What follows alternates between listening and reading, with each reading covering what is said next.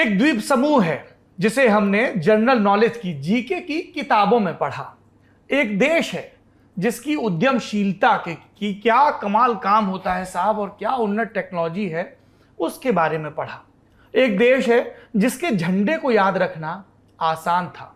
एक देश है जो 2 तारीखों पर खास तौर पर याद आता है क्योंकि यहां बम गिरा था।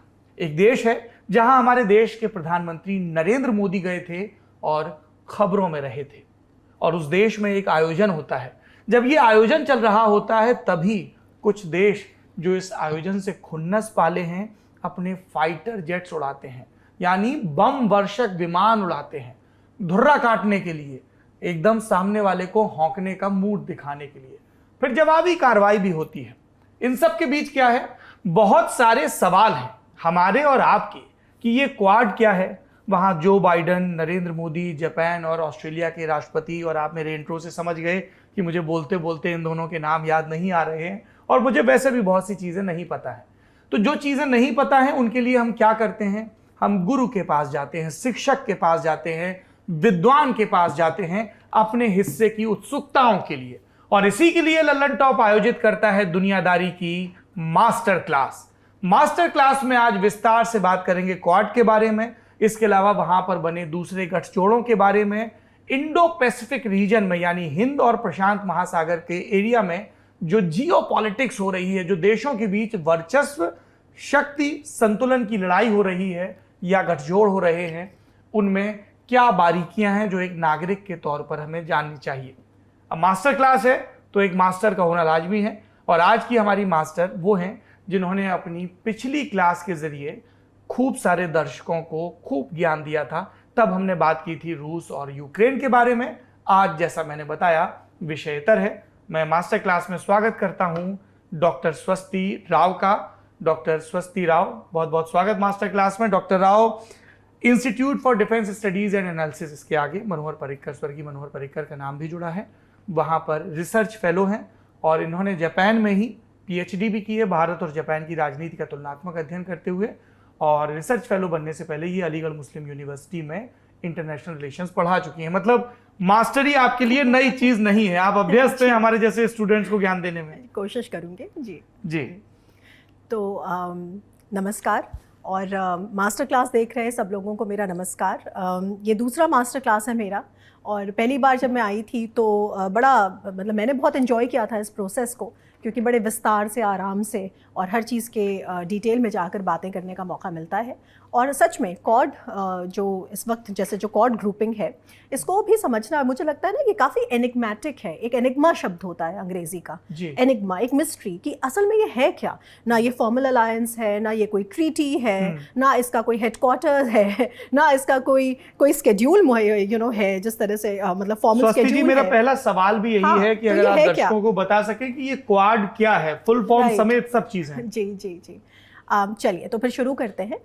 देखिए क्वाड जो है बेसिकली क्वाड्रिलैटरल सिक्योरिटी डायलॉग को शॉर्ट करके हम क्वाड कहते हैं। क्वाड्रिलैटरल्स का जो शाब्दिक अर्थ है उसका मतलब होता है जिसके 4 कोने हों। तो 4 कोनों से इसका मतलब जो 4 देश हैं उनके बारे में बात हो रही है। इसके 4 प्रमुख मेंबर्स हैं। कहीं पे कोई लिखित ट्रीटी नहीं है, लेकिन एक तरह का लूज इनफॉर्मल अलायंस है, इनफॉर्मल ग्रुपिंग है। कौन है इसके 4 मेंबर्स? इसके 4 मेंबर्स हैं यूएसए, ऑस्ट्रेलिया, जापान और भारत। अब बात यह है कि जिस रूप में आप क्वाड को आज देख रहे हैं, ऐसा क्वाड का रूप नहीं था। क्वाड जो है वो 2004 में पहली बार ये इनफॉर्मल ग्रुपिंग साथ में आई थी। और 2004 में आप देखेंगे कि वजह क्या थी। तो 2004 में इंडियन ओशन में एक सुनामी आई थी और उससे बहुत तबाही हुई थी, भयानक किस्म की जी। तो उस सुनामी का जो डैमेज था, उससे निपटने के लिए एक तरीके का जॉइंट कोऑर्डिनेटेड एफर्ट इन 4 मुल्कों के द्वारा एक तरह से ऐसे सोचा गया। 2004 में हुआ। और केवल मतलब उसका जो ट्रिगर था वो सिंपल सा ये था। उसके बाद क्या था, आप गौर करें, अभी मैंने आपको एक देश का नाम बताया, ऑस्ट्रेलिया। अच्छा, ऑस्ट्रेलिया एक ऐसा देश है जो बड़ा शुरू में इस बात को लेकर हिचकिचाता था कि हम क्वाड के मेंबर बने या ना बने, या क्वाड के साथ रहें या ना रहें, क्योंकि ऑस्ट्रेलिया की जो इकोनॉमी है वो बहुत ज़्यादा डिपेंडेंट है चाइना के ऊपर। तो ऑस्ट्रेलिया के वजह से, ऑस्ट्रेलिया के ना मतलब मेंबर बनने के वजह से, या ऑस्ट्रेलिया ऑस्ट्रेलिया को बहुत जिसको कहते हैं कि ना उनके अंदर वो जोशो खरोश नहीं था जो बाकी और कंट्रीज में था, उसकी वजह से क्वाड जो था वो काफ़ी लगभग एक डेकेड तक बिल्कुल डॉर्मेंट था। तो 2004 में आता है जिसके जो इंडियन ओशन रीजन में सुनामी की वजह से, फिर 2007 में एक बार कोशिश होती है कि एक बार उसको जगाया जाए। और कैसे होती है वो बड़ा इंटरेस्टिंग है, क्योंकि शिंजो आबे हैं जापान के प्राइम मिनिस्टर, और बहुत उस समय थे शिंजो आबे, अभी जो 2000 अभी जो थे मतलब पिछले चुनाव में थे, उसके पहले वाले उसमें भी थे। तो शिंजो आबे जापान के प्राइम मिनिस्टर हैं, लॉन्गेस्ट सर्विंग प्राइम मिनिस्टर हैं, काफ़ी विजनरी माने जाते हैं। और शिंजो आबे ने जापानीज पार्लियामेंट में एक स्पीच दी जिसको कहते हैं कॉन्फ्लुएंस ऑफ टू सीज। और शिंजो आबे बता रहे हैं कि देखिए हम अगर हम मतलब प्रॉस्पेरिटी की बात करते हैं, ग्रोथ की बात करते हैं, और चाइना के बढ़ते प्रभुत्व को काउंटर करने की बात करते हैं। अब चाइना का बढ़ता प्रभुत्व क्या है वहां भी हम आएंगे, लेकिन बाद में आएंगे, पहले हम थोड़ा सा क्वाड को समझें। तो उन्होंने कहा देखिए ये जो रीजन है, ये रीजन 2 सीज के बीच का एक रीजन है। और अब मैं ये एक आपने जो यहाँ पे एक अपना मैप बनाया हुआ है, आप उसको दिखाएं। पहला बेसिकली इंडियन जो उनका जो कॉन्सेप्ट था, जो उन्होंने जो सोचा था वो ये शिंजो आबे, उन्होंने कहा कि देखिए ये वाला जो रीजन है ना, ये रीजन अभी आने वाले वक्त में बहुत बड़ा प्रॉस्पेरिटी का और सारे के सारे जो जिसको कहते हैं कि अटेंशन, जियोपॉलिटिकल अटेंशन का केंद्र बनने वाला है। दोनों महासागर मिलते हैं। हाँ, मतलब उन्होंने कहा कि ये इंडियन ओशन और पैसिफिक ओशन का कॉन्फ्लुएंस, इसका वो। और अगर आप इसमें एक छोटा यहाँ पे एक सर्कल देख रहे होंगे, ये जो छोटा सर्कल है ये दिखाता है आसियान कंट्रीज, जो साउथ ईस्ट एशिया के 10 कंट्रीज हैं। ये देखिए कौन से देश, और ये साउथ ईस्ट एशिया के 10 देश हैं, जिसमें म्यांमार है, कंबोडिया है, लाओस है, वियतनाम है, इंडोनेशिया है, सिंगापुर है, मलेशिया है, ये फिलीपींस है, वियतनाम है, ये सारे कंट्रीज हैं। और ये वही रीजन है जो चाइना का, अगर आप देखें यहाँ पे जो चाइना है, चाइना के साउथ में जो पड़ता है, ये चाइना के साउथ में जो पड़ता है, और चाइना सी के नीचे, और इसीलिए इसको साउथ चाइना सी कहते हैं। तो एक तरह से अगर मैं आसान भाषा में समझाऊं तो ये जो इंडो पैसिफिक का बड़ा रीजन है, उस इंडो पैसिफिक के बड़े रीजन में एक छोटा सबसेट है साउथ चाइना सी, सबसेट है छोटा सा साउथ चाइना सी, जो सारे बवाल का केंद्र बना हुआ है शी जिनपिंग के आने के बाद से। क्योंकि शी जिनपिंग के आने के बाद से जो चाइना की फॉरेन पॉलिसी है और जो चाइना की क्लेम्स हैं, वो बहुत प्रॉब्लमैटिक है। मतलब वो यूनाइटेड नेशंस और इंटरनेशनल लॉ के बिल्कुल हिसाब से नहीं है, और इसी वजह से ये इतना ज़्यादा मतलब चर्चा का विषय है। अब मैं बात उसमें आती हूँ, तो 2007 में एक बार इसको जगाने की कोशिश करी गई। शिंजो आबे ने एक पार्लियामेंट में स्पीच दी, लेकिन उसके बाद भी कुछ ज़्यादा नहीं हुआ, क्योंकि 2008 में ऑस्ट्रेलिया ने कहा कि भाई हम इसमें नहीं आएंगे, क्योंकि हमारा जो चाइना से एक रिलेशनशिप है, मतलब इकोनॉमिक रिलेशनशिप है। और उस वक्त अगर आप याद करें तो एक हजरत हुआ करते थे केविन रड, अभी भी हैं, और वो बड़े मतलब चाइनीज बोलते भी थे, मैंड्रिन और ये वो। तो उनके जमाने में बहुत क्लोज था ऑस्ट्रेलिया का प्रो चाइना स्टैंड। हाँ, बहुत ही ज्यादा, क्योंकि उनका ये था कि भाई अच्छा जाहिर है कि चाइना अपने आप में एक सबसे बड़ी इकोनॉमिक पावर है, तो उनका ये था कि we should keep economy first, और इस तरह से। और लेकिन होता ये गया कि धीरे धीरे वो चाइना पे डिपेंडेंट होता चला गया ऑस्ट्रेलिया। तो मैं कहना ये चाह रही हूँ कि 2008 में ऑस्ट्रेलिया ने इसको छोड़ दिया। 2008 में ऑस्ट्रेलिया ने कहा कि भाई हमारा इससे कुछ लेना देना बहुत ज्यादा नहीं है, और हम जो है हमारी जो लॉयल्टी है वो इकोनॉमिक रीजंस की वजह से चाइना की तरफ है। ये चीज चलती रही। उसके बाद एक बार 2017 में लेकिन चीजें बदली। क्यों? क्योंकि 2017 तक ये जो 10 साल का जो वक्फा गया, उस 2017 तक काफ़ी हमने देखा कि कैसे चाइना ने बहुत सारे यहाँ पे बदमाशियाँ करी। जो छोटे छोटे देश हैं, वियतनाम, फिलीपींस, ये इनको लेके यूएन तक गए, इन्होंने वहाँ पे केस करे, वो केस जीते, और ऐसे तमाम चीज़ें हुई जिससे चाइना का जो एक अग्रेसिव फॉरेन पॉलिसी, जो वुल्फ वॉरियर डिप्लोमेसी जिसको कहते हैं, कि वो जो है वो बहुत ज़्यादा जाहिर होने लग गया, मैनिफेस्ट करने लग गया। और 2017 तक ये सिचुएशन बनी कि ऑस्ट्रेलिया ने कहा कि ठीक है, हम इसमें दोबारा एक बार आएंगे, मतलब हम इसमें दोबारा आना, शिरकत करना चाहते हैं। उसके बाद 2017 में ये सब हुआ। उसके बाद फिर एक इसमें मोड़ आता है 2020। क्यों? क्योंकि 2020 में एक चीज होती है, आपने नाम सुना होगा, मालाबार एक्सरसाइजेस हो रही हैं। तो मालाबार एक्सरसाइजेस वगैरह क्या है? यही मालाबार एक्सरसाइजेस शुरू में ऑस्ट्रेलिया नहीं करना चाहता था, क्योंकि मालाबार एक्सरसाइजेस में क्या होता है कि आप अपने तमाम तरीके की जो कैपेबिलिटीज हैं, मिलिट्री कैपेबिलिटीज हैं, नेवल कैपेबिलिटीज हैं, उन कैपेबिलिटीज का एक जॉइंट एक्सरसाइज करते हैं। और जो ये जॉइंट एक्सरसाइजेस हैं नेवल डोमेन में, ये सीधा सीधा दिखाता है अपना एक पोस्चरिंग किसी एक एडवर्सरी के लिए। तो ये किसने की थी मालाबार एक्सरसाइज? ये मालाबार एक्सरसाइजेस जो हैं, बेसिकली मालाबार एक्सरसाइजेस पहले भी होती रही हैं। इसमें पहले हिंदुस्तान और जापान और ये यूएस पार्टिसिपेट करते थे, लेकिन ऑस्ट्रेलिया इसमें पार्टिसिपेट नहीं करना चाहता था। लेकिन बाद में फिर 2020 आते आते हमने देखा कि ऑस्ट्रेलिया तैयार हुआ मालाबार एक्सरसाइजेस को दोबारा ज्वाइन करने के लिए, और पहली बार फिर 2020 में एक कॉड जो चारों मेंबर्स हैं उनके उनके द्वारा ये एक्सरसाइजेस करी गई। अब आप कहेंगे कि भाई केविन रेड कहाँ गए, तो केविन रेड चले गए थे, अब सरकार दूसरी थी और वो इस बात को समझ रहे थे कि चाइना की जो पॉलिसीज हैं वो बहुत एग्रेसिव हैं और चाइना की जो पॉलिसीज हैं वो बहुत डोमिनेटिंग हैं। वो सोलोमन आइलैंड वाली घटना भी हो चुकी थी? नहीं, सोलोमन आइलैंड वाली घटना तो अभी हुई है। हाँ, अभी हुई है। तो अच्छा, इसको मालाबार क्यों कहते हैं? उस रीजन का नाम है क्या? हाँ, वो मालाबार वो इस रीजन में, इंडिया के पास के रीजन में होते हैं ना, यहाँ पर मालाबार है, मालाबार इस वजह से इसको मालाबार एक्सरसाइज। देखिए, ये बेसिकली हमें इस बात को समझना चाहिए कि ये जो इंडो पैसिफिक आपको दिख रहा है, ये बेसिकली एक मैरीटाइम डोमेन है। मैरीटाइम डोमेन का मतलब ओशंस का रीजन है। तो ओशन के रीजन में अगर आपको अपनी मिलिट्री कैपेबिलिटीज को दिखाना है तो सबसे जो आसान तरीका है वो नेवी के जो जॉइंट वेंचर्स होते हैं। तो ऐसा नहीं है कि केवल मालाबार होते हैं, इंडिया के यूएस के साथ, मतलब बायलैटरल, अलग-अलग हाँ, पैसिक्स है, हम फ्रांस के साथ भी करते हैं, यूएस के साथ भी करते हैं। लेकिन पॉइंट क्या है कि जो क्वाड का जो समूह है उसके अंतर्गत, तो बात को यहाँ पे इसको खत्म करते हैं। तो 2020 में, 2017 में मतलब आप ऑस्ट्रेलिया दोबारा आके ज्वाइन करता है, और उसके बाद 2020 में मालाबार एक्सरसाइजेस पहली बार होती हैं। 2020 के बाद फिर कुछ दिन बाद असल में क्वाड के जो चारों मेंबर्स हैं वो फ्रांस के साथ मिलकर ये मालाबार एक्सरसाइजेस भी करते हैं। अच्छा, हाँ, एक तरह से कॉर्ड प्लस फॉर्मेट में। तो अब हम देख रहे हैं ना कि कॉर्ड का जो इसमें एक बॉडी आता जा रहा है, मतलब जो पहले एकदम एक लूज ग्रुपिंग है जो सुनामी के लिए बनी है, धीरे धीरे उसमें एक तरह का एक सब्सटेंस आता चला जा रहा है। लेकिन केवल यही नहीं है, अभी तक प्रॉब्लम क्या है कि कॉर्ड के जो लीडर्स हैं वो ढंग से, कॉर्ड के जो लीडर्स हैं उनके मिलने का कोई स्केड्यूल जो है वो अभी तक नहीं बना है। वो भाई, जैसे मैंने आपसे कहा 2004, जैसे दावोस का बना है, 2004 में मिले, 7 में मिले, फिर उसके बाद 17 में मिले, तो ऐसे तो कोई ग्रुपिंग नहीं चलती ना। लेकिन ये जो 2020 में फिर एक चीज होती है जिसको हम दुनिया में अभी तक झेल रहे हैं, जिसका नाम है कोविड-19 पैंडेमिक। तो ये जो कोविड-19 पैंडेमिक है, और इस पैंडेमिक के वजह से एक उसमें जो चाइना का रोल है कि चाइना ने कैसे वुहान में इस रिसर्च को छुपाया, और पूरी दुनिया चाइना से नाराज है, स्पेशली ऑस्ट्रेलिया बहुत नाराज है। क्यों? क्योंकि ऑस्ट्रेलिया के जो स्कॉट मॉरिसन है उस वक्त प्राइम मिनिस्टर, और वो कहते हैं कि हमें चाइना के रोल की तफ्तीश करनी चाहिए और ढंग से करनी चाहिए। इस बात से नाराज होकर ऑस्ट्रेलिया जो है वो, चाइना बहुत सारे उनके ऊपर सैंक्शंस लगा देता है ऑस्ट्रेलिया के ऊपर। तो इन सब चीज़ों, ऐसा माहौल है। और दूसरा, एक सप्लाई चेन्स जो है वो डिसरप्टेड हो गई हैं, अगर आप देखें ना। और फिर वैक्सीन्स की हमें ज़रूरत है, वैक्सीन्स को हर जगह पहुंचाना है। तो अब इस तरह के बदले हुए, हम कहेंगे कि बदले हुए से माहौल में अब क्वाड मेंबर्स जो हैं वो ज़्यादा रेगुलर तरीके से मिलना शुरू करते हैं। जाहिर है, पहले वो जो क्वाड मेंबर्स हैं वो वर्चुअल मिलते हैं, उसके बाद फिर इन पर्सन मिलते हैं, उसके बाद फिर वर्चुअली मिलते हैं, फिर इन पर्सन मिलते हैं। तो ये जो कल परसों में जो मीटिंग हुई है, ये सेकेंड इन पर्सन मीटिंग है।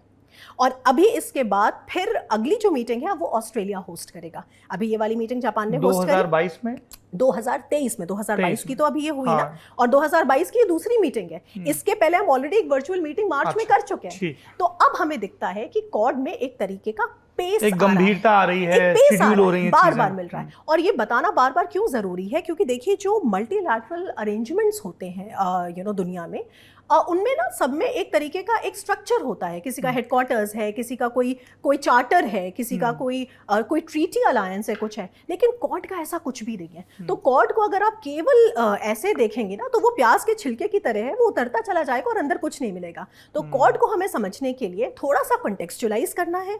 दूसरा, हमें समझना है कि क्वाड किस रीजन में काम कर रहा है, और उस रीजन में क्वाड के साथ साथ और कौन से ऐसे मल्टीलैटरल अरेंजमेंट्स हैं। और ये जो जितने मल्टीलैटरल अरेंजमेंट्स हमको दिखते हैं, जिनके तमाम नाम आप लोगों ने सुने होंगे, कुछ आपने नहीं सुने होंगे, ये सारे के सारे जो है इंगित क्या करते हैं? इंगित करते हैं रूल्स बेस्ड ऑर्डर।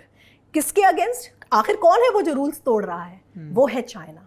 अच्छा। और एक खास बात इसमें और है कि क्वाड अपने जॉइंट स्टेटमेंट्स में कभी चाइना का नाम नहीं लेता है, क्योंकि भारत नहीं चाहता, क्योंकि भाई भारत को चाइना को दूसरी तरीके से मैनेज करना है। LAC पे हमारा एक बहुत बड़ा डिस्टर्बेंस चल रहा है, और फिर हम रशिया को भी नहीं बहुत ज़्यादा मतलब एलियनेट करना चाहते, क्योंकि उसके तमाम और कारण हाँ, हैं, उस बाद पे में हम आएंगे बताएंगे, विस्तार उसमें से। हम आएंगे।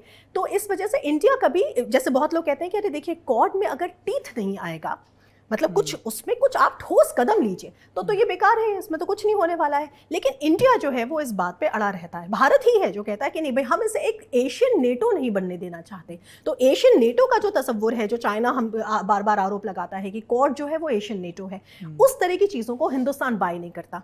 तो इस पे मतलब मैं ये कहती हूँ कि देखिए कि चाइना का नाम लिया जाए या ना लिया जाए, बात ये होती है काम क्या किया जा रहा है। हाँ। तो ये बात याद रखनी चाहिए कि क्वाड को हम उसी एंगल से देखें, जैसे हम कहते हैं कि भाई आम खाइए गुठलियां क्यों गिन रहे हैं। अच्छा तो जी। आपका इफेक्ट होना चाहिए, वो काम रिजल्ट मिलना चाहिए। स्वस्ति जी, मेरा अगला सवाल भारत के ही संदर्भ में जुड़ा है जी। हमने लगातार खबरें देखी, लल्लन टॉप शो में बताया भी, हमारे प्रधानमंत्री ने क्या कहा, जापान, अमेरिका और ऑस्ट्रेलिया के प्रधानमंत्री ने क्या कहा।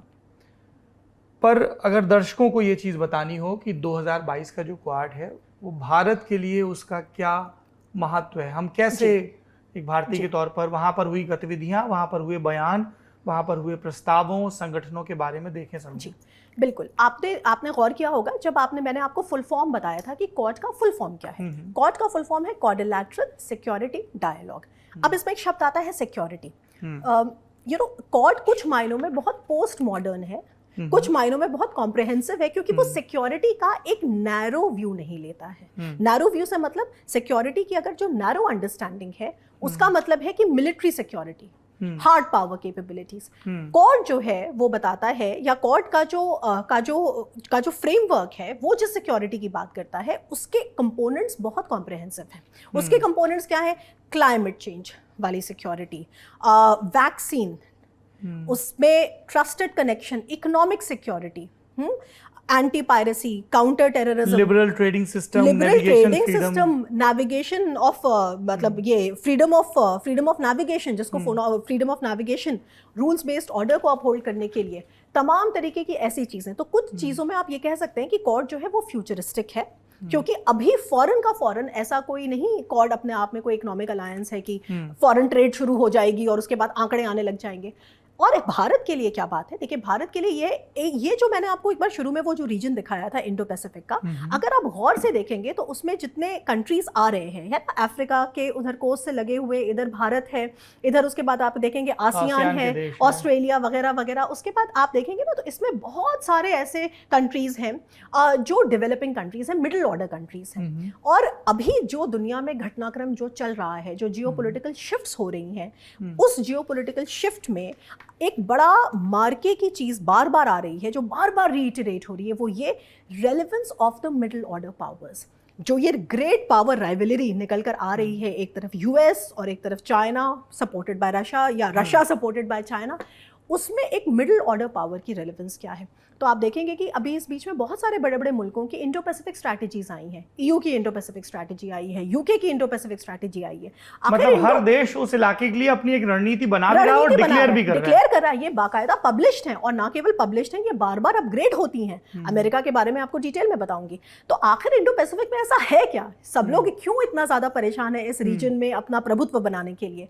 तो इस रीजन में इसके 2-3 कारण है। एक कारण तो इसका बहुत बड़ा ये है कि ये वो रीजन है जहां पर अभी बहुत ज्यादा गुंजाइश है डेवलपमेंट की, इकोनॉमिक डेवलपमेंट की गुंजाइश है, मार्केट उपलब्ध है, मार्केट्स उपलब्ध हैं, यहाँ पे रिसोर्सेज हैं, यहाँ पे ब्लू इकोनॉमीज काफी फ्यूचरिस्टिक की, जो मैरिटाइम जो हमारे रिसोर्सेज हैं, समंदर के अंदर जो खनिज हैं, दूसरी चीजें हैं, क्योंकि ये इनको हम कैसे एक रूल्स बेस्ड ऑर्डर के तहत हम इनको डेवलप करेंगे, कोई गुंडई से इनका दोहन ना कर ले कि नहीं साहब हम पावरफुल हैं यहाँ तो सब हमारा। और ये बात ऐसा ही नहीं किसी को अचानक न्यूटन बैठे थे और एप्पल गिरा उनको आइडिया आ गया, ऐसा नहीं था कि ये किसी को अचानक किसी ने गौर किया।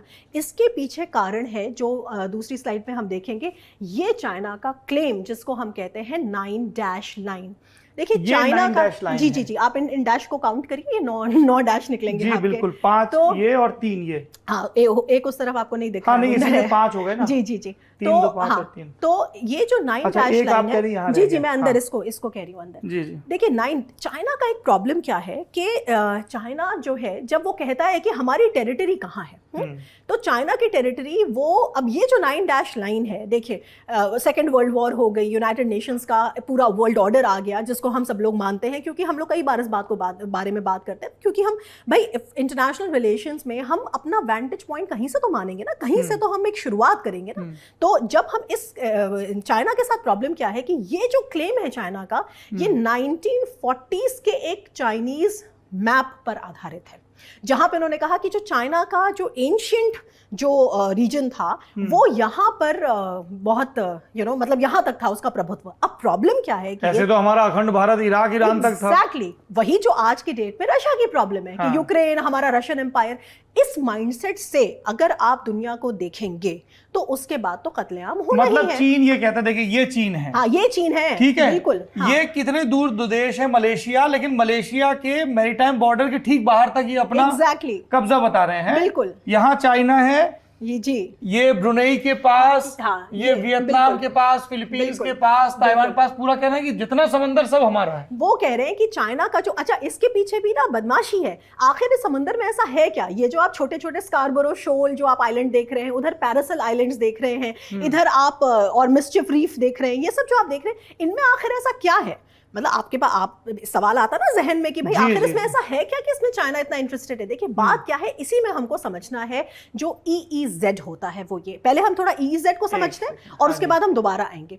देखिए EEZ का मतलब क्या होता है जी, यूनाइटेड नेशंस का जो कन्वेंशन है लॉज ऑफ द सीज पर, कि सी के ऊपर क्या लॉ लगेगी जो सब देशों को मान्य हो, जो सबको मान्य हो, भाई सबको मान्य हो कि जैसे सी है तो ठीक है, लेकिन तो उसके लिए कुछ कुछ कॉन्सेप्ट्स हैं वो मैं थोड़ा समझाती हूँ। कि देखिए अगर आपकी ये बेस लाइन है, यहाँ पर इस बेस लाइन से 12 नॉटिकल माइल तक का जो सी होता है वो उस देश का टेरिटोरियल क्लेम होता है। मतलब चेन्नई है, विशाखापट्टनम है, कोलकाता है, तो वहां से 12 मील समंदर तक भारत की सीमा है। बिल्कुल, वहां से 12 नॉटिकल माइल्स जो है वो जो हम मतलब जो जमीन पे जो माइल्स होता है उससे थोड़ा ज्यादा होता है, समुद्र का जो ये है, तो 12 माइल तक जो होता है नॉटिकल माइल्स तक वो टेरिटोरियल सी होता है। इसका मतलब वो उस देश का सॉवरेन हिस्सा है। हाँ? इसमें घुसेंगे तो कोस्ट गार्ड पकड़ लेगा। उसमें आप वो उस तरह की बात होगी जैसे कि चाइना ने LAC पे वो कर दिया या LOC, मतलब वो हमारा बॉर्डर है।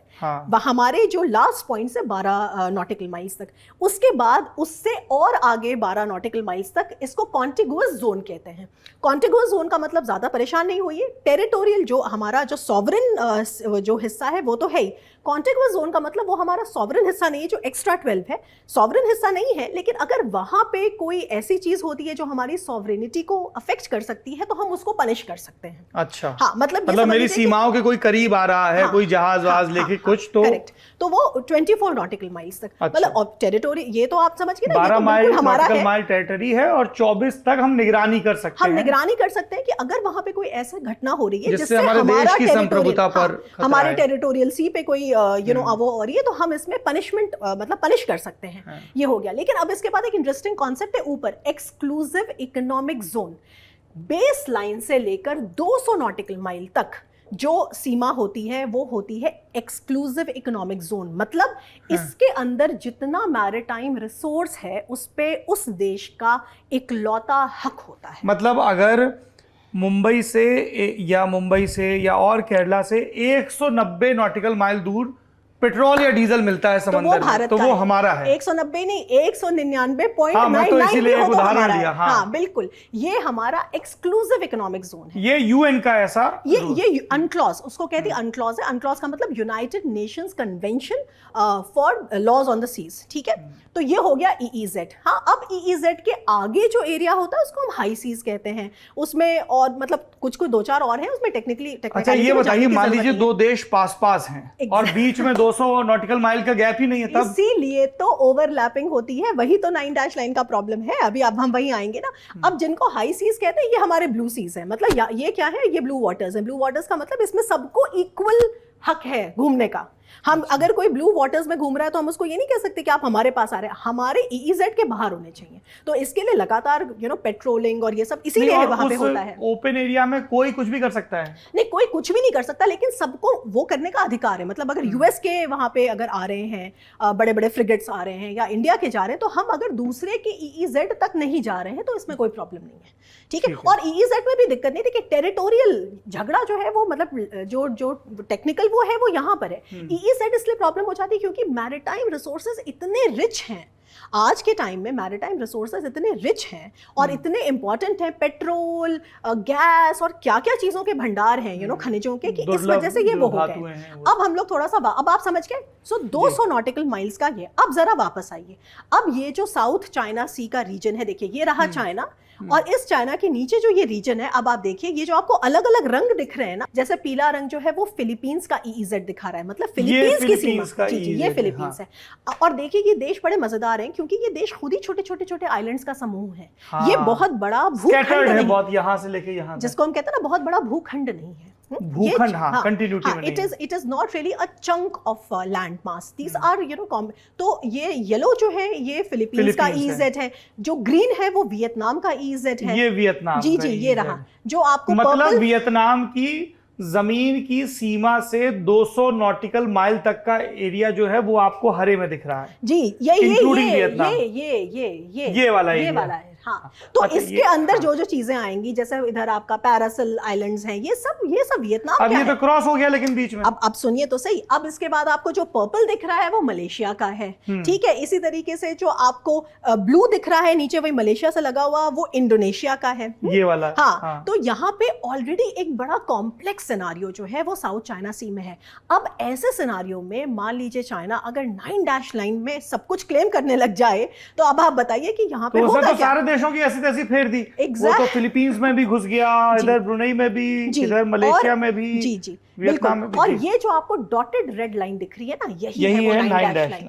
तो यहाँ पे प्रॉब्लम क्या है? अच्छा, अब यहाँ पे तो बात हो रही है कि भाई ये जो 10 छोटे छोटे देश हैं इनके साथ बड़ा गलत हो रहा है, लेकिन इससे बाकी दुनिया को क्या फर्क पड़ता है? मतलब ठीक है, बड़ा गलत हो रहा है। अब यहीं पे बात आती है कि ये चाबी इसकी सब चीजों की कहाँ है। ये जो चाबी है साउथ चाइना सी में हो रहे इस एग्रेशन की, वो इसलिए है क्योंकि दुनिया का सबसे व्यस्त SLOC sea lane of communication, यानी कि जो सी समंदर में सबसे ज्यादा यातायात इसी इलाके, सबसे ज्यादा जहाज यहीं से गुजर रहे हैं। और ये जो जहाज है, ये देखिए, आपने नाम देखा मलाक्का स्ट्रेट, जल डमरू मध्य।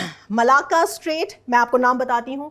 मलाक्का स्ट्रेट, सुंडा स्ट्रेट, लॉम्बॉक स्ट्रेट, 6 डिग्री चैनल, ये सारे के सारे जो दुनिया के व्यस्ततम, द बिजिएस्ट स्लॉट्स, मतलब जो ऐसे ये इसके बीच से निकल रहा है। जी, ये बीच से इसलिए निकल रहा है क्योंकि जो ट्रेड है, जब चाइना से या इधर से कोई ट्रेड आता है तो नीचे से घूम के जाने में बहुत फ्यूल लगता है, तो उसको बचाने के लिए वो यहाँ से जाते हैं। और मलाक्का स्ट्रेट बहुत पतला है, आप देख रहे होंगे वहां पे। तो पॉइंट मैं जो बताना चाह रही हूँ वो कोई ये मलेशिया यहाँ चुंगी उंगी तो नहीं वसूलता? मलेशिया और इंडोनेशिया सबको मिलते हैं, पैसे मिलते हैं सबको। अच्छा। क्योंकि आप सब यहाँ से जाते हैं ना, तो ये जो कॉमर्स है, जो मैरिटाइम कॉमर्स है, उसका जो हार्ट है वो है ये। हमारी गली से गुजरोगे तो पैसा देना पड़ेगा। अरे वो तो भाई सिंपल सी बात है कि यूरोप में जब ट्रांजिट से जब गैस जाती है, अब यूक्रेन को तबाह कर दिया रशिया ने, लेकिन जो गैस जा रही है वो आज भी यूक्रेन से जा रही है। तो ऐसा थोड़ी ना, तो मतलब उसका ट्रांजिट फी मिलती है। तो मैं पॉइंट पे ये आना चाह रही थी कि ये जो छोटे छोटे देश हैं, आसियान जो कंट्रीज है, आसियान का मतलब the association of south east Asian Nations, ये जो 10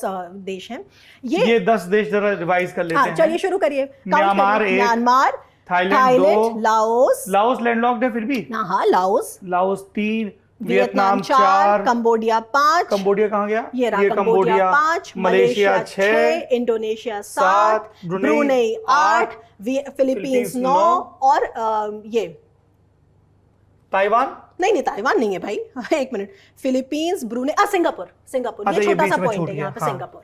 ये जो 10 देश हैं, यहाँ से म्यांमार से शुरू होके यहाँ तक फिलीपींस तक, राइट। तो अब यहाँ पे आप समझ रहे हैं कि असल में ये क्यों इतना कॉम्प्लेक्स है, और क्यों चाइना यहाँ पे 9 डैश लाइन, क्या चाइना के पास कोई काम नहीं है? तो ये सारे देश मिलकर चाइना का विरोध क्यों नहीं कर रहे हैं? एग्जैक्टली, क्योंकि चाइना इनके साथ डिवाइड करता है आसियान। चाइना की सालों की पॉलिसी है to divide and rule ASEAN. आपको मैं बताऊंगी इसके बारे में, ये कितना कॉम्प्लिकेटेड है, पर आप इस बात को थोड़ा समझिए कि चाइना आखिर क्यों इंटरेस्टेड है यहाँ पे अपना प्रभुत्व बनाने के लिए। और चाइना, शी जिनपिंग 2012 में शी जिनपिंग आते हैं, 2012 2013 का ही वो वक्त है जब हम देखते हैं कि चाइना जो है वो प्रैटली आइलैंड्स और स्कारबोरो शोल और ये जो मिस्चिफ रीफ है यहाँ पे अपने छोटे छोटे डिप्लॉयमेंट्स कर रहा है और कह रहा है ये तो हमारा है, क्योंकि 9-9 जो हमारी 1940 में आ गई थी उसके हिसाब से हमारा है, तो सब लोग परेशान हो जाते हैं। एक्चुअली फिलीपींस जो है वो इस बात को लेकर स्कारबोरो शोल में जो चाइना की गतिविधियां हैं उनको लेके फिलीपींस चैलेंज करता है इनको यूएन में। ये बाकायदा एक लैंडमार्क जजमेंट में फिलीपींस जीतता है। अब चाइना अच्छा ये तो आप समझिए, तो लेकिन अब आपको समझ में आ रहा है कि चाइना का इंटरेस्ट क्या है। ये मलाका स्ट्रेट और सुंडा स्ट्रेट और लॉम्बोक स्ट्रेट और 6 डिग्री चैनल, ये और स्पेशली मलाका, यहाँ तक कि मलाका स्ट्रेट से इतना ट्रेड जाता है कि इसको कहते ही हैं the Chinese Malacca dilemma. The Chinese Malacca dilemma, China का जो मलाका का डिलेमा है, चाइना अपने उस स्ट्रेट, क्योंकि चाइना को पता है यहाँ पे चोक पॉइंट्स इतने मतलब नैरो हैं कि अगर यहाँ पे चाइना अपना प्रभुत्व बना के ना रखे और कुछ एडवर्सरी आकर यहाँ पे मान लीजिए ट्रेड बंद कर दे तो जो बिलियंस ऑफ डॉलर्स का नुकसान होगा वो चाइना नहीं चाहता है। इस वजह से चाइना इस रीजन पे अपना एक कारोबारी influence बना हितों के की रखता है। रक्षा, मतलब वो तो एक दूसरे को कॉम्प्लीमेंट करते हैं, मिलिट्री पावर। चाइना के तो भाई चाइना का तो स्टाइल ही है इकोनॉमिक स्टेटक्राफ्ट। चाइना तो सबसे पहले इकोनॉमिक उसको करके हाँ बिल्कुल सारी चीज श्रीलंका को हाँ, सबको। तो अब नहीं उस पर तो हम बाद में आएंगे। तो मेरा मतलब है कि ये है साउथ चाइना सी के रीजन की जो इंपॉर्टेंस है। अब इसके वजह से चाइना ने कह दिया ये हमारी 9-9 है, भाई सब परेशान हो गए।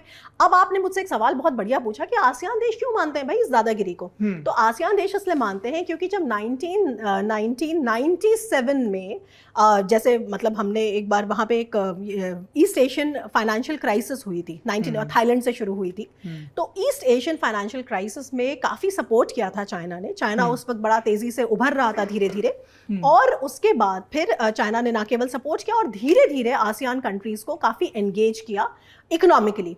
तो पॉइंट क्या मैं आपको बता रही थी कि अब आपको ये समझ में आ रहा होगा कि आखिर इस रीजन की इतनी क्यों महत्ता है। नहीं, आप ये भी बता रही थी कि अमेरिका ने फिर बराक ओबामा के आने के बाद पॉइंट क्या है और चाइना इधर क्या करता है। देखिए चाइना इधर क्या कर रहा था 2012 में शी जिनपिंग के आने के बाद से चाइना इन देशों की वल्नरेबिलिटी को, ये जो मतलब इकोनॉमिक डिपेंडेंस है चाइना के ऊपर और एक बहुत बड़े नेबर के बिल्कुल बगल में है, तो इसको एक्सप्लॉइट करता रहा है। और चाइना कैसे डिवाइड एंड रूल प्ले करता है मैं आपको बताती हूँ। इवन अभी कल जो आईपेफ हुआ है ना, उसमें भी केवल 7 आसियान कंट्रीज एडेड है, पूरे के पूरे 10 नहीं हैं। और उसमें से जो 3 नहीं एडेड है वो वही चाइना के एहसानों तले दबे हैं, कंबोडिया, लाओस, यही सब नहीं है।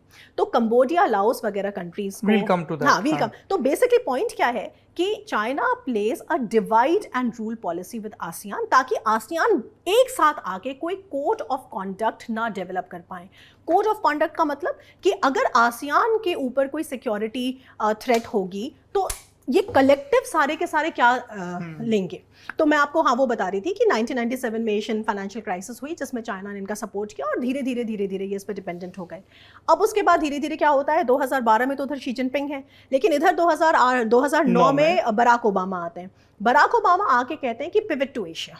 वो देख रहे हैं शी जिनपिंग के आने के पहले हु जिनताओ के टाइम से ही आपको ये सब थोड़ा थोड़ा दिख रहा था कि चाइना की जो पॉलिसी है वो डोमिनेटिंग है, पर शी जिनपिंग के आने के बाद से वो बिल्कुल साफ हो गया। तो बराक ओबामा आगे कहते हैं कि देखिए हमें आसियान कंट्रीज को एंगेज करना है। और पिवट टू एशिया एक बहुत फेमस बराक ओबामा का जो पॉलिसी है कि how do you want to engage Asia. तो उन्होंने कहा कि अगर आप एशिया को एंगेज करते हैं तो उसमें आसियान को एंगेज करना बहुत ज़रूरी है, लाजमी है। क्योंकि ये जितने स्लॉक्स हैं, इंपॉर्टेंट स्लॉक्स हैं और ये सब, तो उन्होंने कहा कि पिवट टू एशिया। और हम उन्होंने एंगेज किया, उन्होंने एक वो बनाया जिसको कहते हैं TPP, Trans Pacific Partnership. Trans-Pacific Partnership was an attempt by USA to engage the ASEAN countries so that their dependence on China can be balanced. Trans-Pacific Partnership TPP, Trans-Pacific है ना, उधर से Pacific, Trans-Pacific मतलब Pacific के across। Problem क्या होती है कि ट्रांस इस तरह के, देखिए अमेरिका का जो ट्रेजेडी है वो क्या है कि अमेरिका जितने देशों के साथ इकोनॉमिक रिलेशंस है, मतलब जो ट्रेड है, अमेरिका बाज़ औक़ात या उससे भी ज़्यादा हमेशा ट्रेड डेफिसिट में होता है। जो चाइना के साथ ट्रेड बहुत हो रही है लेकिन किसके फेवर में है, सरप्लस जो है वो चाइना के फेवर में। ट्रेड डेफिसिट का यहाँ पे यही तात्पर्य है, ये हमने कई बार ललन टॉप शो में हाँ जी बैलेंस ऑफ बुक की। आप मान लीजिए भारत और अमेरिका का मामला है कि अमेरिका से भारत में 100 रुपए का माल आ रहा है, भारत से अमेरिका में अगर 80 रुपए का माल जा रहा है तो हमारे लिए ट्रेड डेफिसिट है ना। ये मोटा मतलब मोटी ऐसी बात है, मान लीजिए अगर हम दोनों ट्रेड कर रहे हैं और मैं उस ट्रेड से 100 रुपए कमा रही हूँ लेकिन आप उस ट्रेड से 200 रुपए कमा रहे हैं, तो ट्रेड तो हमारा दोनों का 300 रुपए हो गया, लेकिन मैं तो नुकसान में हूं ना, मैं सरप्लस में हूं, आप आप सरप्लस में हो। डेफिसिट तो में हैं। एग्जैक्टली वही होता है, इसको हम कहते हैं बैलेंस ऑफ पेमेंट, क्योंकि एक्सपोर्ट इंपोर्ट का बैलेंस क्या है। तो अमेरिका ज्यादातर कंट्रीज के साथ जो ट्रेड है उसका, उसमें अमेरिका डेफिसिट में होता है। इसी वजह से जब ट्रंप आए तो ट्रंप ने कहा कि नहीं, ये सब हटाओ, सारे कंट्रीज। अब इंडिया के साथ ट्रेड वॉर शुरू कर दी भाई ट्रंप ने, चाइना के साथ तो बहुत फेमस थी, नए कानून लगा नए उन्होंने के कहा सब कि अमेरिका नहीं, में बनाओ, हाँ, सब अमेरिका में बनाएंगे। नी जर्क रिएक्शन था, इसीलिए फेल कर गया। आपको सिस्टमैटिक कैलिब्रेटेड कई करना दशक लगते हैं पॉलिसी शिफ्ट में। तो पॉइंट क्या है कि जो पिवट टू एशिया था बराक ओबामा का, उसको आके डोनाल्ड ट्रंप ने कहा बेकार है, हटाओ। क्योंकि बराक ओबामा 2 टर्म्स रहे, उसके बाद फिर डोनाल्ड ट्रंप आए, तो डोनाल्ड ट्रंप ने कहा कि ये बेकार है, इसको बंद करो। उन्होंने विड्रॉ कर लिया, उन्होंने कहा ये विड्रॉ कर लिया। अच्छा, उसके पीछे ऐसा नहीं कि वो बिल्कुल ही बेकार था। असल में जो अमेरिका की जो पब्लिक है ना, जो अमेरिका का जो डोमेस्टिक वोटर बेस है, वो खुद इस तरीके के अग्रीमेंट्स को नहीं चाहता जिसमें अमेरिका का जो बाजार है वो खुल जाए इन सारे देशों से आने वाले माल के लिए, क्योंकि भाई एक्सपोर्ट जो इम्बैलेंस हो जाता है उसकी वजह से। तो विद इन अमेरिका जो वोटर्स हैं वो इस तरीके, उनको वो लोअर टैरिफ वाले फ्री ट्रेड अग्रीमेंट का उनको कोई एपेटाइट अब रह नहीं गया है किसी भी तरीके का। तो इसकी वजह से डोनाल्ड ट्रंप ने कहा, वो जीत कर आए तो उन्होंने कहा कि हटाओ, तो डोनाल्ड ट्रंप ने लिहाजा उससे वो बाहर हो गए। उससे वजह से जो यहाँ पे जो पावर वैक्यूम पनपा, उसका फिर चाइना ने पूरी तरह से फायदा उठाना शुरू किया। तो इनकी वजह से जो बेसिकली आसियान कंट्रीज हैं उनकी वल्नरेबिलिटी जो है वो बनी हुई है, उसको एक्सप्लॉइट करता है China. Do not look at America as a trusted ally, जैसे अफगानिस्तान में भी छोड़ चले गए। हाँ, सो फार अब क्या हुआ कि अमेरिका में, अब फिर उसके बाद डोनाल्ड ट्रंप गए, उसके बाद आए जो बाइडेन। जो बाइडेन ने आते ही जो सबसे पहले एक नारा दिया, उन्होंने कहा अमेरिका इज बैक। उन्होंने कहा अमेरिका इज बैक। अब ठीक है, इसका क्या मतलब है? जिस बारे में हम बात करें केवल अगर उसके संदर्भ में कहें तो उसका मतलब ये था कि सबसे पहले आपको अगर इंडो पैसिफिक स्ट्रैटेजी, अब याद करिए जो हमने पहला मैप देखा था, पहले मैप में मैंने आपको 3 सर्कल्स दिखाए थे ना, कॉन्सेंट्रिक सर्कल्स, जो पहला वाला मैप था, उसमें मैंने आपसे हाँ उसमें मैंने आपको बताया था कि देखिए जो बीच का सर्कल है ये है वो सारे आसियान कंट्रीज, राइट। तो बेसिकली अगर आप इंडो पैसिफिक की किसी भी स्ट्रैटेजी को सक्सेसफुल बनाना चाहते हैं तो आसियान के ऊपर ध्यान देना बड़ा इन्वॉल्व करना। हाँ, उसके बाद बाकी सारी चीजें हैं वो फ्यूचरिस्टिक है, लेकिन जिसको हम बार बार रूल्स बेस्ड ऑर्डर, वो बेसिकली हम यहाँ पे कहते हैं, क्योंकि यहीं पर सबसे ज्यादा एक तरीके की दादागिरी जो है वो चाइना की चल रही है, अभी से नहीं 2012-13 से चल रही है, ठीक।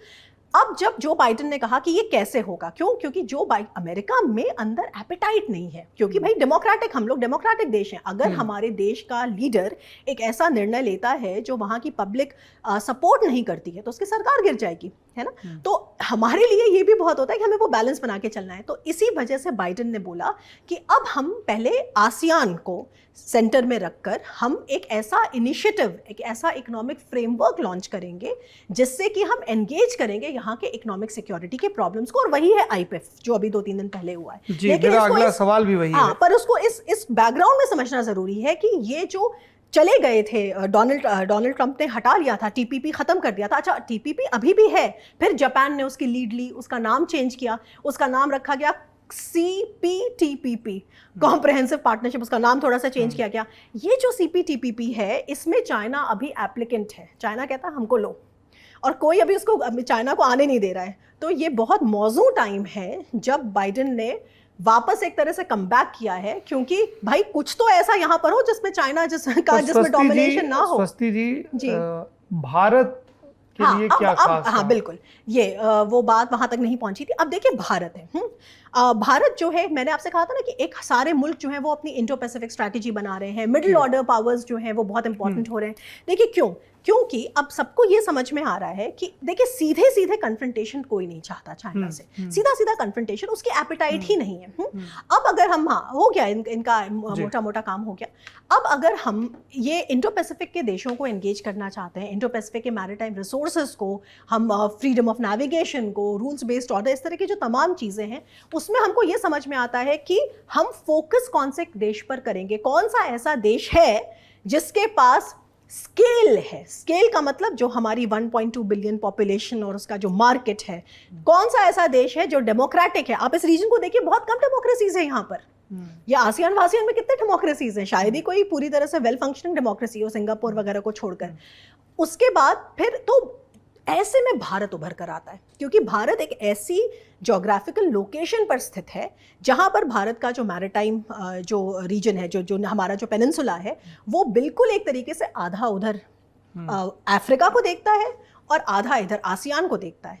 तो भारत की एक स्ट्रेटेजिक लोकेशन, भारत का डेमोक्रेटिक देश होना, भारत का एक ट्रस्टवर्दी देश होना, मतलब भारत की जो एक रेपुटेशन है कि भारत ने कभी इस तरह का कोई उल्लंघन या ऐसा वो नहीं किया है, एक जो इंटरनेशनल लॉ के प्रति जो रिस्पेक्ट है, और भारत का जो स्केल है, जो इकोनॉमी ऑफ स्केल है ना, जो बार बार कहा जाता है कि इतने लोग और एक जो खुला हुआ मार्केट और एक उभरता हुआ, एक बड़ा तेजी से उभरता हुआ, भाई दुनिया की इस समय 6ठी सबसे बड़ी इकोनॉमी है भारत, अभी फ्रांस को रिप्लेस किया है दुनिया की। आई थिंक इसी तरीके से कोई मतलब मुझे याद नहीं आ रहा है कि इंडिया का कौन सा नंबर है मिलिट्री के उसमें, बट लेकिन टॉप 10 टॉप 15 में आप देखेंगे तो इस तरह की चीज़ों की वजह से भारत जो है वो सारे ये बड़े बड़े मुल्कों के इंडो पैसिफिक स्ट्रैटेजी के केंद्र में है। भारत को एम्पावर करो, भारत को एम्पावर करो। और इसी वजह से क्वाड में भी भारत का एक तरीके से बड़ा सेंट्रल सा रोल है, क्योंकि भारत को अगर आप एंगेज नहीं करेंगे तो फिर बाकी सारी जो ये स्ट्रैटेजीज हैं ये धराशायी हो जाएंगी। ये है उसमें भारत का रोल। और भारत के लिए इकोनॉमिकली भी अच्छा है, क्योंकि अभी वो तो मैं बाद में आपको बताऊंगी कि ये जो हमने रीजन देखा था, अभी तक तो मैं आपको इसके झगड़े का इतिहास बता रही थी, लेकिन अब उसमें यह है कि इसमें कितने सारे छोटे छोटे मैंने कहा ना उसमें कि क्वाड तो केवल एक है, उस क्वाड के अलावा बहुत सारे और भी हैं। अभी हम लोग इसको अभी बताएं इसको। पर पहले मुझे मैं ये जानना चाह रहा था, ये जो Indo Pacific economic framework IPEF, ठीक है, इसका क्या माजरा है? और आपने कहा कि इसमें 7 ही देश शामिल हुए हैं आसियान के, बिल्कुल टोटल 12 देश हैं इसमें, भारत समेत। हाँ, देखिए जैसे मैंने आपसे बताया कि अभी तक कॉड, और अच्छा कॉड का हमने एक थोड़ा सा जोग्राफिया इतिहास सब समझा, क्या तारीख है, क्या उनका वो है कि बेसिकली कॉड में जो मोमेंटम है वो 2020 के बाद से आना शुरू हुआ है, कोविड-19 पैंडेमिक के कॉन्टेक्स्ट में वगैरह। कॉड जो है वो बेसिकली एक मैंने आपसे ये भी समझा था कि लार्ज और कॉम्प्रहेंसिव सिक्योरिटी की बात करता है वगैरह। अब इसमें अभी तक कॉड में प्रॉब्लम क्या थी कि देखिए 2 चीज़ें हैं। पहले तो आप ये जो बड़ी बड़ी बातें कर रहे हैं कि इंफ्रास्ट्रक्चर बनाना है, हमको इंफ्रास्ट्रक्चर डेवलप करना है और ये सब करना है, इसके लिए पैसे चाहिए, पहली बात। दूसरी बात, केवल पैसे ही नहीं चाहिए, हमको एक तरह का इकोनॉमिक सिक्योरिटी वर्ल्ड व्यू चाहिए कि पूरी उस इकोनॉमिक, ये जो अभी इकोनॉमिक्स होगा ये कैसे माहौल में होगा, ट्रस्टेड कनेक्शंस होंगे, लाइक माइंडेड कंट्रीज के बीच में होगा, डेटा प्राइवेसी क्या होगी, साइबर प्राइवेसी क्या होगी, इन सारी चीज़ों में चाइना का ट्रैक रिकॉर्ड बहुत खराब है। अब दुनिया को पता चल रहा है, 2013 में तो शुरू था तो पता नहीं चला, लेकिन धीरे धीरे समझ में आ रहा है। तो इन सारी चीज़ों के वजह से हमारे को एक ऐसा वहाँ पर इकोनॉमिक फ्रेमवर्क चाहिए, मतलब इंडो पैसिफिक में। बात ये भी समझिए, देखिए कॉड का इंडो पैसिफिक फ्रेमवर्क जो है ना, इकोनॉमिक फ्रेमवर्क जिसको IPEF कहते हैं, IPEF is not a part of Quad, Quad is a part of IPEF। IPEF बड़ा है, IPEF में 12 देश हैं, कॉड में तो 4 देश हैं। यही चीज हमें इस बात को समझाती है कि देखिए अगर इंडो पैसिफिक में जो आपका उद्देश्य है, जो आपका ऑब्जेक्टिव है, वो रूल्स बेस्ड ऑर्डर है, वो ट्रस्टेड कनेक्शंस है, IPEF उसको आगे ले जाएगा, उसको तरह तरह के ये जो कौन से 12 देश हैं ये? इन 12 देशों में देखिए मैं आपको बताती हूँ, इन ये जो IPEF में है, ऑफ कोर्स इसमें कॉड के 4 मेंबर्स हैं, 4 कॉड के मेंबर्स हैं, इसमें आसियान के 7 मेंबर्स हैं। कौन से नहीं है? इसमें लाओस नहीं है, कंबोडिया नहीं है, दिखाओ जरा गुरु, ये वाला। हाँ, इसमें 4 तो कॉड के हो गए, 4 कॉड के हो गए पूरे। उसके बाद आसियान से 7 है। अच्छा, ठीक है, आसियान से 7 है। इसमें लाओस नहीं है, इसमें लाओस और कंबोडिया तो डेफिनेटली नहीं है, और म्यांमार नहीं है। हाँ, ये 3 देश नहीं है, बाकी 7 जो मेजर जो कंट्रीज हैं कॉड। अच्छा, आसियान में भी ना मतलब ऐसा एक हायरार्की है। आसियान में जो सबसे इंपॉर्टेंट 2 कंट्रीज हैं वो फिलीपींस और वियतनाम है। अगर मतलब वियतनाम एक तरीके से कॉड आसियान का लीडर, कोस्टल लाइन की वजह से और प्रॉक्सिमिटी टू चाइना है ना, इन सब की वजह से। तो ये है। तो फिर 12वां देश कौन सा है? ताइवान? नहीं, ताइवान के बारे में तो कहा जा रहा है, न्यूजीलैंड है और साउथ कोरिया है। अच्छा, ठीक है, तो 4 तो क्वाड के देश हैं, उसके अलावा साउथ कोरिया और ये। तो अब इसमें क्या आ रहा है कि जो मैं आपको बार बार समझा रही थी कि देखिए क्वाड का हिस्सा नहीं है IPEF जो है एक बड़ा बैकग्राउंडर है इकोनॉमिक फ्रेमवर्क का, जिसमें क्वाड ऑपरेट करेगा। ठीक, अब इसमें थोड़ा सा यहाँ पे बहुत जरूरी है समझना कि क्या इतने बड़े इंडो पैसिफिक रीजन में क्या केवल एक क्वाड और केवल एक IPEF ही है? देखिए थोड़ा सा समझना जरूरी है। मैंने आपसे कहा दुनिया के तमाम देश और तमाम जो बड़ी इकोनॉमीज हैं, यूएस हो, चाहे वो यूके हो, चाहे वो ईयू हो, वो फ्रांस, वो क्यों इंडो पैसिफिक स्ट्रैटेजी पे बार बार देख रहे हैं? तो क्या कर रहे हैं? इस इंडो पैसिफिक में कॉड तो है ही, कॉड का नेचर आपको पता चल गया कि एक फॉर्मल अलायंस नहीं है, एक तरीके का लूज फ्रेमवर्क है, लेकिन चाइना को कंटेन करने के लिए है। Behind close doors I am very sure वहां पे बहुत ठोस बातें होती हैं चाइना को लेकर, चाइना के थ्रेट को लेकर, लेकिन जो विजिबल फॉर्म है, जो टिप ऑफ द आइसबर्ग है, वो काफी एनोडाइन होता है। एनोडाइन का मतलब न्यूट्रल होता है, उसमें चाइना को लेकर सीधे सीधे कुछ बोलना, नाम नहीं लिया जाता ये। और यही जो कॉड की खासियत है, क्योंकि कॉड की मुट्ठी अभी बंद है, तो अंदर क्या है, इसीलिए तो बार बार शी जिनपिंग परेशान होते हैं, क्यों आखिर जब यहाँ पे कॉड हो रहा था तो वहां पे करने लग गए थे, फाइटर जेट भेज रहे थे, क्योंकि ये चीज बड़ा जरूरी है समझना भी, मुट्ठी जो है वो कॉड की बंद है। तो बंद मुट्ठी 1.25 लाख की होती है, इस बात को कॉड ने बहुत अच्छी तरह समझा है। और इस फ्लेक्सिबिलिटी की वजह से बहुत सारी ऐसी चीजें हैं जो कॉम्प्रिहेंसिव सिक्योरिटी के नाम पे कॉड कर सकता है। और यही जो बंद मुट्ठी है, कहीं ना कहीं ये कॉड की वीकनेस भी है, क्योंकि आप कह सकते हैं भाई कॉड ने टैंजिबल रूप में क्या किया। अब इसी में मैं बताना चाहती हूँ कि कॉड के अलावा इतने बड़े रीजन में और वहाँ पे क्या क्या है। क्यों बताना जरूरी है? क्योंकि आप एक बार बार नाम सुनते होंगे Quad plus, cooperation in Quad plus. Is that possible? Is that desirable? What is the मतलब what are the pros and cons? Quad तो है ही अपनी जगह, कॉड 4 देशों का समूह है, पर उसके अलावा और क्या क्या है? यही इंडो पैसिफिक है जहां पे ईयू, यूरोपियन यूनियन की ग्लोबल गेटवे स्ट्रैटेजी ईयू की तरफ देख रही है। 300 बिलियन यूरोस जो है वो कमिटेड है उस ग्लोबल गेटवे स्ट्रैटेजी पर। यही वो रीजन है जहां पे बाइडेन का B3W, build back better world का जो इनिशिएटिव है वो देख रहा है इसको। ये जो है ये G7 कंट्रीज द्वारा बनाया गया एक इनिशिएटिव है। ये भी अपने आप में रेजिलियंट सप्लाई चेन्स, हम लोग इनके बारे में डेफिनेटली बात करेंगे। बहुत लोगों को पता ही नहीं कि रेजिलियंट सप्लाई चेन्स का मतलब क्या होता है। To ensure resilience of supply chains etcetera के ऊपर बात करता है।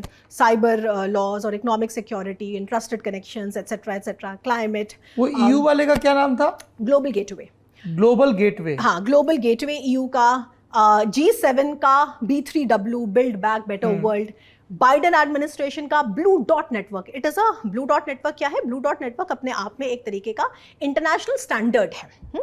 और ये जो B3W है ये चाइना के BRI को काउंटर करने के लिए बनाया गया है। तो अब build back better world, blue dot network, EU का ग्लोबल गेटवे, इसी कॉड में। और हिंदुस्तान का क्या है? हिंदुस्तान में 2019 में एक बहुत बढ़िया चीज़ हुई है। हिंदुस्तान ने मैरिटाइम डोमेन की सेंट्रलिटी को समझकर, बहुत सारी चीज़ें ना, इंडिया की look east policy, act east policy हम लोग सुनते रहते हैं।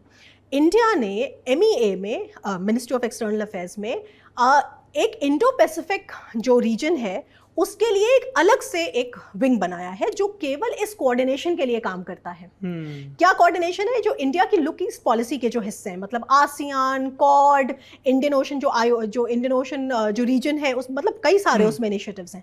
क्यों? क्योंकि अब हमें पता क्या चलता है कि इसमें बहुत सारी भीड़ है, छोटी छोटी छोटी बहुत चीजें हैं। कॉड तो मैंने आपको बता ही दिया, उसके अलावा मैंने आपको 3-4 अभी नाम दिए थे। उसके अलावा यहाँ पर और भी चीजें, यहाँ पे नेवल एक्सरसाइजेस बहुत सारी होती हैं। और इसमें एक और बड़ी मजे की चीज है जिसमें हम बाद में आएंगे कि ये वो रीजन है जिसमें बहुत सारे प्लूरिलैटरल्स काम करते हैं। क्या प्लूरिलैटरल क्या होता है? इंडो पैसिफिक को समझने का एक गुरु मंत्र है। इंडो पैसिफिक एक ऐसा रीजन है कि बायलैटरल रिलेशंस अच्छे हों, अच्छी बात है। So bilateral cooperation is good. Bilateral मतलब दो देशों के आपसी रिश्ते। या मल्टीलैटरल कोऑपरेशन इज बेटर, मतलब कई सारे देश हों। But plurilateral cooperation is the best. Plurilateral का मतलब होता है छोटे छोटे ग्रुपिंग्स, छोटे छोटे ग्रुपिंग्स, 2-3 देशों का आपस में, 3 देश, 4 देश। हाँ, इसमें कॉड अपने आप में ही, कॉड भी जो है वो प्लूरिलैटरल का ही एक 4 देशों का एक समूह। हाँ। लेकिन ये मैं आपको बताना चाहती हूँ कि यहाँ पे बहुत सारे देश हैं जो ट्राइलैटरल्स हैं। जैसे कि मैं आपको बताती हूँ कि जापान, US, इंडिया का ट्राइलैटरल है। ऑस्ट्रेलिया, इंडोनेशिया, इंडिया का ट्राइलैटरल है। एक इंडिया, फ्रांस और ऑस्ट्रेलिया का ट्राइलैटरल, फ्रांस का नहीं, इंडिया, फ्रांस और एक और देश का। तो कहने का मतलब है कि ये आपको जो दिख रहा है ना, इसमें आपको बहुत छोटे छोटे मशरूम सुन रहे आ रहे होंगे तमाम। इसके पीछे रीजन क्या है? इसके पीछे यही रीजन है कि ये अलग अलग तरीके से, अच्छा ये तो ये हो गए। अब इनके अलावा इसमें एक 5 आइज भी काम करता है। 5 आइज दुनिया का ऐसा समूह है, 5 मतलब अंग्रेजी बोलने वाले देशों का, एंग्लोफोन कंट्रीज का, जो इंटेलिजेंस शेयरिंग करता है, लेड बाय US। कौन कौन से हैं ये? ऑफ कोर्स इसमें US है, UK है, इसमें ऑस्ट्रेलिया है, न्यूजीलैंड है और कनाडा है। ठीक है, अंग्रेजी बोलने वाले अंग्रेजी 5 बोलने देश, वाले, 5 हाँ। आई। तो अब क्या है यहाँ पर, ये भी यहाँ पे देख रहा है, ये भी देख रहा है, और यहाँ पे और क्या है, ट्राइलैटरल्स मैंने आपको बताया, मतलब प्लूरिलैटरल्स बताए, कितने सारे मैंने आपको उदाहरण दिए। यहाँ पे नेवल एक्सरसाइजेस हो रही हैं, बायलैटरल रिलेशनशिप भी डीपन हो रहा है, उसके बाद कॉड भी आ रहा है, उसमें कॉड भी है, उसमें B3W भी है, उसमें ग्लोबल गेटवे भी है। और अब जो सबसे ज्यादा जरूरी था वो ये कि अब अमेरिका डायरेक्टली इंगेज कर रहा है आसियान कंट्रीज से IPEF के द्वारा, ठीक, क्योंकि यहीं पर इसी रीजन में एक RCEP भी काम करता है चाइना का, बाय द वे आपने सुना होगा, regional comprehensive economic agreement, RCEP। हाँ, RCEP, regional comprehensive economic partnership. इतनी सारी चीजें हो गई, अभी तो बैठ के रिवाइज करना पड़ेगा। नहीं, आपको मैं मतलब बात समझिए, मतलब RCEP, हाँ, RCEP, मतलब मेरा कहने का मतलब है, आप चाइना को काउंटर करना चाहते हैं ना, तो चाइना, और जो मैंने आपसे कुछ देर पहले कहा था कि चाइना अभी एप्लीकेशन डाल के बैठा है कि हमें CPTPP में भी अंदर ले लो, जापान के तो पास। इसको काउंटर करने के लिए आपको कुछ तो करना पड़ेगा ना। तो ये मैं कहना चाह रही हूँ कि अब जब अगर आप इंडो पैसिफिक स्ट्रैटेजी या आप क्वाड के भविष्य को देख रहे हैं, तो आपको इन सारी डॉट्स को करना पड़ेगा कनेक्ट।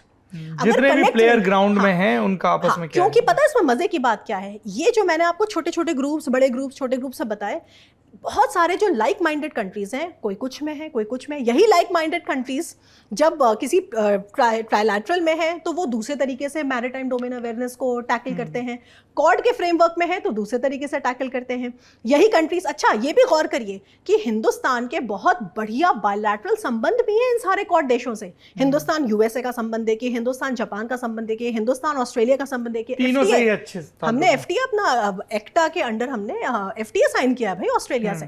तो मेरा कहने का मतलब है कि क्वाड फ्रेमवर्क के विदिन भले ही एनोडाइन तरीके से या बहुत ज्यादा मतलब न्यूट्रल तरीके से आपको लगे कि चाइना का नाम नहीं ले रहे हैं और क्या कर रहे हैं, लेकिन ये वही देश हैं बायलैटरली और अलग अलग ग्रुपिंग्स में मोर्चा बनना जारी है। एग्जैक्टली तो अच्छा। ये सारे के सारे आपस में कनेक्टेड हैं। अच्छा, अब ये बताइए कि जब ये सब गतिविधियां हो रही हैं आर्थिक और ये सब, तो पहले तो चीन ताइवान की तरफ अपने जहाज उड़ाता है ना जी। और फिर चीन और रूस अपने फाइटर जेट उड़ाते हैं जापान की सीमा के पास, जापान को भी अपने फाइटर जेट तैनात करने पड़ते हैं। और इन सब के बीच बाइडेन भी स्टेटमेंट दे देते हैं कि ताइवान पे सवाल पूछा जाता है, फिर व्हाइट हाउस से दे सफाई की नहीं, हमारी ताइवान पॉलिसी वही है। जी। तो ये मैं तीनों सवाल मैंने मिक्स कर दिए। अब आप मुझे बताइए कि वहां पे ये जो जिसको संस्कृत में हिंदी में कहेंगे सामरिक प्रभुत्व की लड़ाई जी अंततः तो मतलब चाइना ये सब कर पा रहा है, उसे पैसे का जोर नहीं है ना। जी। हर साहूकार के साथ आपको एक सेनापति भी चाहिए जी, धन की रक्षा के लिए भी, धन की वृद्धि के लिए भी जी। तो वो क्या है हिसाब के? हाँ, ताइवान एंगल, बिल्कुल। देखिए ताइवान जो है, मुझे लगता है कि इसको थोड़ा सा अच्छे से समझते हैं। बाइडेन एडमिनिस्ट्रेशन, ये बाइडेन की पहली, अच्छा हुआ क्या, ये जो आपने बताया, हुआ ये कि प्रेस ब्रीफिंग चल रही थी, कॉन्फ्रेंस चल रहा था, उसमें एक सवाल पूछा गया बाइडेन से कि आप ये बताइए कि अगर एक ऐसी इवेंचुअलिटी होती है जिसमें चाइना जो है वो ताइवान को इन्वेड कर दे, तो क्या अमेरिका जो है वो स्टेप इन करेगा, मतलब मिलिटरीली स्टेप इन करेगा? और बाइडेन का जो पहला बेसाख्ता आंसर था वो था yes, followed by depends and may B. तो वो जो यस था उसको तो सबने पकड़ लिया बिल्कुल बहुत बढ़िया तरीके से। अरे भाई अमेरिका, क्योंकि ना अमेरिका का कोई नेटो अलायंस है ताइवान के साथ, ना कोई सिक्योरिटी अलायंस है। अभी तक जो अमेरिका में दोनों रिपब्लिकन्स और डेमोक्रेट्स दोनों में बाय पार्टिजन जो एक अनएम्बिगुअस जो ताइवान प्लान है वो ये कि अगर ऐसी इवेंचुअलिटी होती है तो यूक्रेन की तरीके से ही एड सप्लाई करेंगे, वेपन्स भेजेंगे, सीधे इंटरवीन नहीं करेंगे, सीधे इंटरवीन जिसको हम कहते हैं कि बूट्स ऑन द ग्राउंड, वो नहीं करेंगे। ये है क्यों? क्योंकि एपेटाइट नहीं। और अच्छा, दूसरा इसमें लॉजिक भी है, क्योंकि आप देखिए भाई यूक्रेन, ताइवान तो फिर भी बहुत एडवांस्ड है। यूक्रेन जैसा देश अगर 3 महीने से लड़ाई लड़ रहा है रशिया से, तो वो वेस्ट के इंटेलिजेंस और वेस्ट के वेपन्स और ये शोल्डर जो फायर जो मैं आपको बता रही थी, जैवलिन्स और मैन पैड्स और स्टिंगर्स और एंटी टैंक्स, उनके भरोसे ही तो लड़ रहा है। तो उन्होंने ऐसा कहा, लेकिन उसमें एक थोड़ा सा रीड बिटवीन द लाइंस भी करना चाहिए, क्योंकि अगर ये स्लिप ऑफ द टंग है बाइडेन की, तो ये तीसरी या चौथी स्लिप ऑफ द टंग थी इसी साल।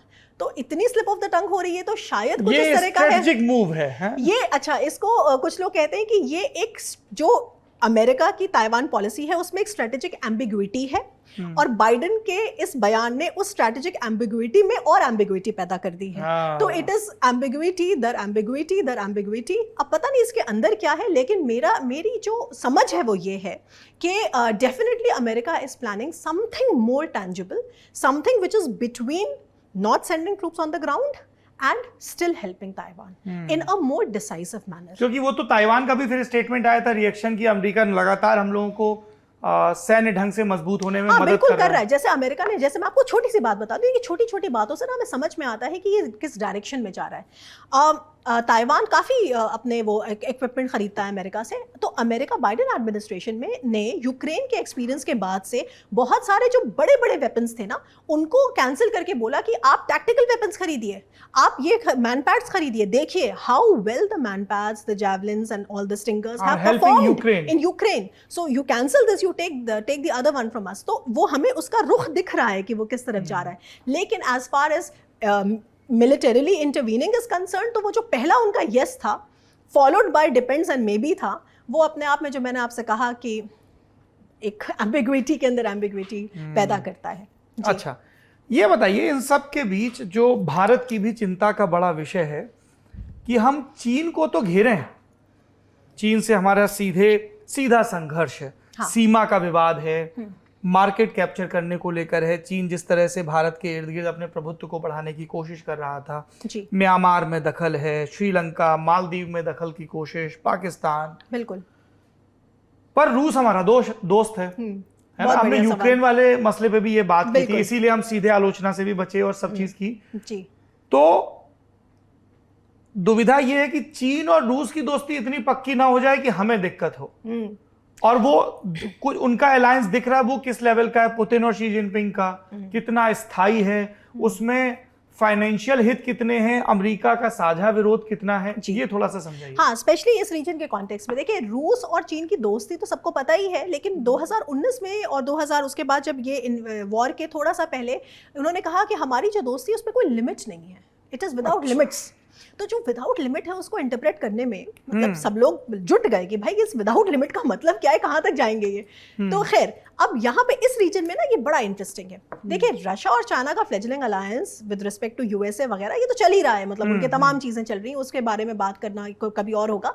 लेकिन देखिए जो साउथ चाइना सी का रीजन है, जो ये वाला रीजन मैंने आपको साउथ चाइना सी का रीजन जो मैंने बताया, जो मलाक्का स्ट्रेट्स वगैरह वगैरह का रीजन है, यहाँ पे रशिया की जो पॉलिसी है ना वो चाइना से इंडिपेंडेंट है। अच्छा, हाँ, अच्छा, अभी हमें ये दिखता है कि ये जो भारत को पूरी दुनिया कहती रह गई कि आप स्टैंड लीजिए, और भारत ने स्टैंड नहीं लिया, और भारत ने कहा कि देखिए हम भर्त्सना करते हैं वायलेंस की, और वायलेंस किसी का जवाब नहीं है, लेकिन भारत ने कंडेम कोई एंटी रूस स्टैंड नहीं किया ना। और बहुत लोगों के जहन में काफी जगह हुआ कि अरे आप किस तरीके की डेमोक्रेटिक कंट्री हैं, और बहुत सारे प्लेटफॉर्म्स पे भारत हम उस तरह के हैं जो सबसे पहले अपने देश का हित देखेंगे। तो मतलब मेरा मतलब है कि एक इतने लंबे चल रहे जो कॉन्फ्लिक्ट में भारत का एक बिल्कुल मतलब टस से मस बिना हुए जो स्टैंड रहा है, उसका हमें पे ऑफ भी दिखता है यहाँ पर। वो बहुत क्यों प्रैग्मेटिक है। देखिए हमको रूस की मदद चाहिए, हमें रूस की मदद चाहिए। अभी अगले साल हम ये शंघाई कोऑपरेशन ऑर्गेनाइजेशन, ये आप जानते होंगे ना, जो सेंट्रल एशियंस और इनका समूह है, चाइना है उसमें, रशिया है, हम उसको चेयर करेंगे। हाँ, हम उसे होस्ट करेंगे, मतलब अगले साल हम उसे चेयर करेंगे। वहाँ पे अफगानिस्तान में, उधर ईरान में, ये तो बातें बार बार होती हैं, लेकिन हमें रूस की मदद यहाँ पे साउथ चाइना सी में भी चाहिए। कैसे? और इस बात पे ना बहुत लोगों का ध्यान नहीं जाता, वो मैं आपको थोड़ा समझाती हूँ। क्योंकि हम कहते हैं कि अरे देखिए जो हमारा लैंडलॉक्ड रीजन है, जो एक आम समझ है वो ये कि जो हमारा अपर हाफ है हिंदुस्तान का वो लैंडलॉक्ड है, कॉन्टिनेंटल है, तो वहां पे हमें रूस की जरूरत है, लेकिन जो मैरिटाइम डोमेन है वहां हमें अमेरिका की जरूरत है, कॉड की जरूरत है। ये एक सिंपलिस्टिक व्यू है। हाँ, नहीं सही है, इसमें कुछ गलत नहीं है, लेकिन इसमें कुछ डिटेल्स मिसिंग है, और आज की डेट में उसकी बात करनी जरूरी है। रशिया की जो पॉलिसी है साउथ चाइना सी में ना, वो चाइना से इन्फ्लुएंस नहीं है, रशिया के अपने इंटरेस्ट हैं। अब आप कहेंगे भाई रशिया के क्या इंटरेस्ट हैं? पहली बात तो ये है कि देखिए रशिया जो है, अब आपने ब्रह्मोस का नाम सुना होगा, ये सब सुना होगा, हम फिलीपींस को बना के बेच रहे हैं और क्या क्या कर रहे हैं, इनके अपने ट्रेड डील्स हैं, रशिया के अपने रिलेशंस है वियतनाम से, ये अपने चाइना की वजह से उसे खराब नहीं करना चाहते। नंबर एक। नंबर दो, एक मैंने आपको बताया कि मलाक्का स्ट्रेट याद है आपको, मैंने आपको दिखाया था कहाँ है, मलेशिया सिंगापुर के पास से। मलाक्का मलाक्का स्ट्रेट ही वो एरिया है जहाँ पे हिंदुस्तान और हिंदुस्तान और रशिया बना रहे हैं जिसको कहते हैं Chennai Vladivostok maritime corridor. Chennai Vladivostok maritime corridor जो है ये बेसिकली व्लादिवोस्टॉक से चेन्नई तक की हमारी कनेक्टिविटी और ये यही मलाक्का स्ट्रेट से होकर जाता है। तो ये रशिया भी चाहता है कि साउथ चाइना सी के रीजन में रूल्स बेस्ड ऑर्डर जो है वो जितना हो सके बना रहे। वहाँ पे रशिया की भी एक रशिया का भी इंटरेस्ट है। अच्छा, हाँ ठीक है। तो ये जो बाकी तो उधर हमारे हैं ही, उधर जो मतलब हमारा नॉर्थ साउथ मैरीटाइम कॉरिडोर है वो अलग है, उसमें ईरान वगैरह है। मैं चेन्नई व्लादिवोस्टॉक की बात कर रही हूँ। हाँ, तो इन सब चीज़ों के वजह से और अपने वियतनाम से जो रिश्ते हैं वो, जो फिलीपींस को ब्रह्मोस बेच रहे हैं वो, जैसे भाई चाइना कहता रहा आप S-400 मत दीजिए हिंदुस्तान को, उन्होंने दिए। हाँ, तो इन सब चीज़ों, हाँ मिसाइल डिफेंस सिस्टम वगैरह। तो स्पेशली जो साउथ चाइना सी का जो रीजन है वहाँ पे रशिया की जो पॉलिसी है it is not in the same zone as China. वहां पे हमें थोड़ा सा वो दिखता है, एक क्लीवेज दिखता है। फाइटर क्यों उड़ाए? अरे फाइटर ईस्ट चाइना सी में उड़ा है भाई। अच्छा। साउथ चाइना सी में नहीं उड़ा है। फाइटर कहाँ उड़ाए गए? ईस्ट चाइना सी, मतलब जहाँ पे जापान है, जहाँ पे कोरिया है, कोरियन पेनिनसुला है, वहां भी तो EEZ का झगड़ा है। EEZ का झगड़ा हर उस जगह पर है जहाँ पर मैरीटाइम स्पेस है। और तो आपको ये मतलब मेरा ख्याल है बात ये क्लियर हो गई होगी कि भाई रशिया का यहाँ पर एक एंगल क्या है, क्योंकि बार बार आता है ना कि रशिया का जो ये फ्लेजिलिंग अलायंस है और ये जो फाइटर उन्होंने उड़ाए अभी जो क्वाड जिस दिन समिट हो रही थी, आज उसका जवाब भी आ गया। जो F सीरीज है अमेरिका की, F सीरीज के फाइटर्स का आज वहां पर फाइटर प्लेन्स का वहां पे अच्छा खासा मुजाहिरा हुआ है। वहां पर उन्होंने अपने उड़ा लिए अपने। ये पोस्चरिंग है। इसको बहुत गंभीरता से लेने की बात नहीं, पोस्चरिंग है, माहौल बनाने की बात है। अच्छा। लेकिन अब इसमें एक बड़ी इंपॉर्टेंट चीज है जो अभी तक हमने कवर नहीं करी। हमने IPEF कवर कर लिया, बहुत सारी चीजें कवर करी, अभी हमने एक चीज कवर नहीं करी जो इस बार निकल कर आई है कि मैरीटाइम डोमेन अवेयरनेस क्या है। ये इस पर भी एक बहुत पुख्ता एक इनिशिएटिव जो है वो क्वाड कंट्रीज ने लिया है इस बार, और ये बड़ा जरूरी है। IPMDA है, Indo Pacific partnership for maritime domain awareness. Exactly. तो इंडो पैसिफिक पार्टनरशिप तो बड़ा आसान है, किसी को भी समझ में आ जाएगा। लेकिन मैरीटाइम डोमेन अवेयरनेस क्या है? जैसे मैंने आपको पहली बार दिखाया था, अगर आप वो इंडो पैसिफिक को दिखाइए, नहीं वो मेन वाला जो था, हाँ बेसिकली देखिए मैंने आपसे कहा था ना कि Indo Pacific is a maritime space. Maritime मतलब समुद्री, पानी के अंदर का oceanic space, right. Oceanic space में अगर आप ब्लू इकोनॉमीज, अगर आप इतने तरीके के इन्वेस्टमेंट्स, इतना इंफ्रास्ट्रक्चर डेवलपमेंट, खाली इस रीजन में आपको पता है तकरीबन $20 ट्रिलियन का निवेश चाहिए इंफ्रास्ट्रक्चर बनाने के लिए, जो अलग अलग देश मैंने आपको जिनका नाम लिया था वो उसमें कर रहे हैं। ऐसे रीजन में जब इतने आपके स्टेक्स हाई हैं तो आपको एक ढंग का मैरीटाइम सिक्योरिटी आर्किटेक्चर चाहिए। एक बात मैं कहना चाहूंगी, ये मत कंफ्यूज करिएगा, मैंने मैरीटाइम मिलिट्री आर्किटेक्चर नहीं बोला। हाँ मिलिट्री, मैंने maritime security is a more comprehensive term, military is a specific term.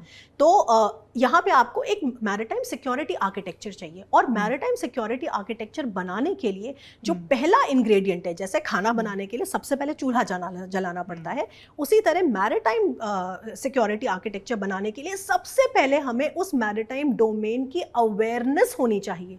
मतलब जो मैरीटाइम डोमेन है उसमें ऐसे कौन कहाँ पे फिशिंग करना, अलग-अलग कोई इलीगल फिशिंग कर रहा है, कोई कहीं पे अपने आइलैंड्स बना रहा है, कौन सी वेसल कहाँ जा रही है, किसकी जॉइंट एक्सरसाइज हो रही है, इसको कहते हैं मोटा MDA, मैरीटाइम शेयर करना, फिर काउंटर के लिए उसमें एक और भी इंपॉर्टेंट चीज है, बड़ा जरूरी है ये समझना। MDA के 2 कंपोनेंट्स होते हैं, एक होता है मैरीटाइम इंटेलिजेंस MI, और एक होता है मैरीटाइम सिचुएशनल अवेयरनेस, जो उसी की सिचुएशन कहाँ है, कहाँ पे सिचुएटेड है।